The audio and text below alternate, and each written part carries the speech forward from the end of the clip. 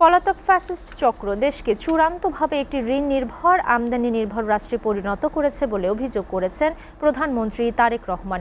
বলেন, ফ্যাসিবাদ মুক্ত দেশে এবার সবাইকে ঘুরে দাঁড়ানোর পালা।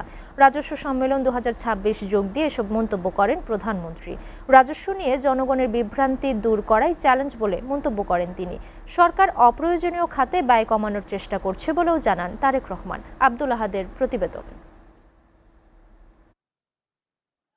রাজধানী চীন মৈত্রী সম্মেলন কেন্দ্রে আয়োজিত রাজস্ব সম্মেলন 2026 অনুষ্ঠিত হয়, যার আয়োজন করে অর্থ মন্ত্রণালয়ের অভ্যন্তরীণ সম্পদ বিভাগ ও জাতীয় রাজস্ব বোর্ড এনবিআর যৌথভাবে। সম্মেলনে যোগ দিয়ে প্রধানমন্ত্রী তারেক রহমান বলেন, এনবিআরকে একটি নির্ভরযোগ্য বিশ্বস্ত প্রতিষ্ঠান হিসেবে দেখতে চায় দেশের মানুষ। আধুনিক কর প্রশাসনের উদ্দেশ্য শুধুমাত্র বেশি কর আদায় নয়, বরং বেশি সংখ্যক মানুষকে স্বেচ্ছায় কর প্রদানে উৎসাহিত করা।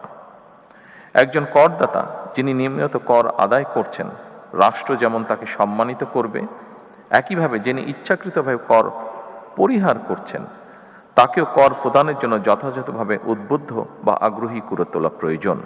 এটিও আমাদের ওপেন ফ্লোর ডিসকাশনের মধ্যে উঠে এসেছে।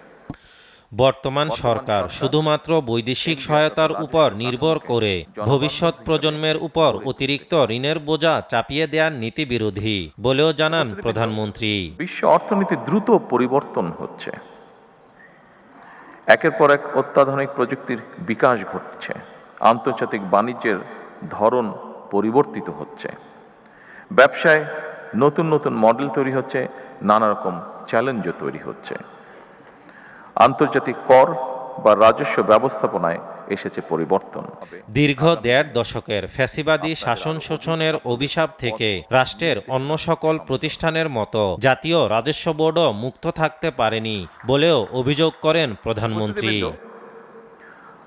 আমরা কি ধরনের ভঙ্গুর অর্থনীতির মধ্য দিয়ে রাষ্ট্র পরিচালনার দায়িত্ব গ্রহণ করেছি, এটি দেশের যে কোনো শ্রেণী পেশার মানুষের চেয়ে খুব সম্ভবত আপনারা সবচেয়ে বেশি অবগত আছেন।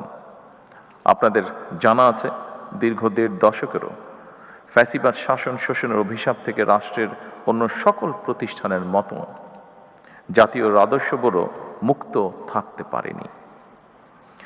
এনবিআর এর নীতি নিয়ম উপেক্ষা করে ব্যক্তি কিংবা দলীয় স্বার্থে কাউকে পৃষ্ঠপোষকতা, কারো প্রতি বিরূপ মনোভাব কিংবা রাজস্ব আহরণে স্বেচ্ছাচারিতা এনবিআরকে প্রশ্নবিদ্ধ করেছিল।